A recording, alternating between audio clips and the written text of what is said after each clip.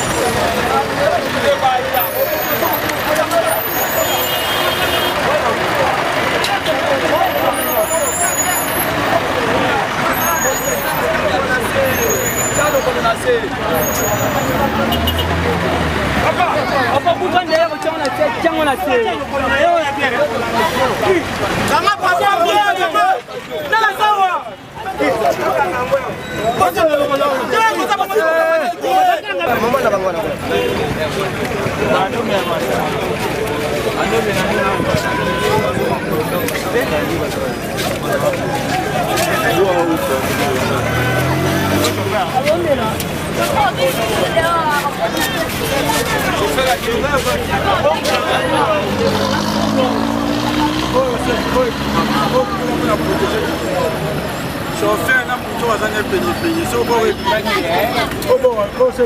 de protéger mon enfant et protéger chauffeur.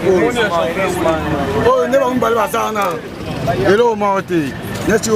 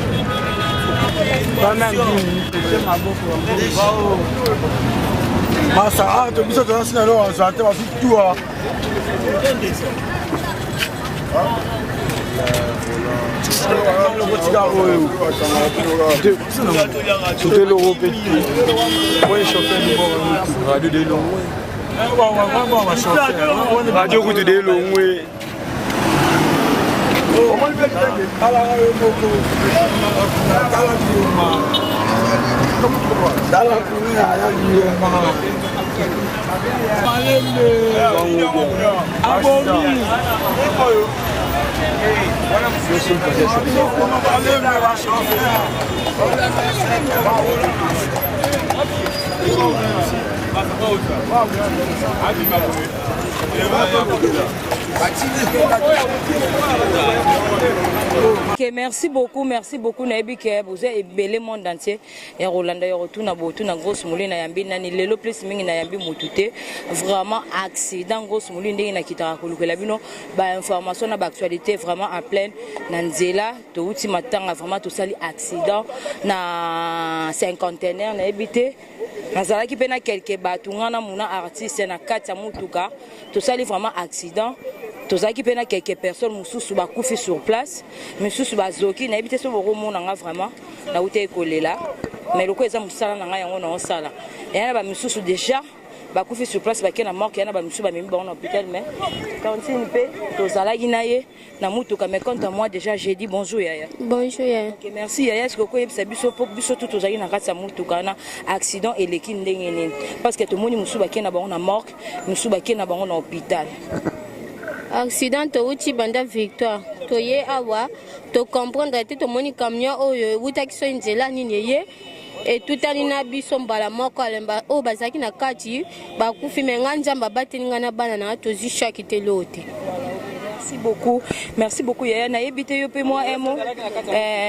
Merci beaucoup Yaya na ebité yo pe soro ko ya boye bon allez-y comprendre vraiment naza na émotion parce que ngape nazalaki na kati ya mutuka wana to ebité mutuka oyo mituka oyo to ebité soki kotambwisa oyo komi na niveau nini na ebité ta mususu muna na artiste na grosse mulire na bino bolinga boyoka sango ke grosse mulire akufi bolinga boyoka ta mususu muna artiste pas kufi mais allez-y comprendre so bomoni na elongi na ngai bomona vraiment maya misu eza kati na nga mawana nzamba bateli biso accident en plein accident to uti matanga ya manager na biso Bookson Bukasa Ampero to sala accident et yana misusu bakufi bake sur place na morgue yana misusu pe bakoti na hôpital nazwa quelques personnes zaba batelinga yango bomona na sina misu nga bomona maya misu mais moi ba quelques ben mon compte à moi j'ai dit bonjour Yaya. Bonjour maman nangai. Merci beaucoup to moni accident ou to sala ma tout à l'heure nga pe na sala ki parmi bato yo ba sala accident message ni yo ko lo bana bato yo ya mituka ndenge niveau ba otambusa mituka na ba maman message nangai za boye bato mituka ndeso bazokumba mutuka balexaka vitesse te motaka eza beto eza prince amunene faut batala baba donc bazala pe na idée ke bato balekaka bati badimie vitesse prince amunene tandenge abonzi muninga tala su muninga kuneza kitoko te bazolexa vitesse pona nini baye babango nde babe okumba mituka basalaka biso pe bawewa mabe sika bamonaka boye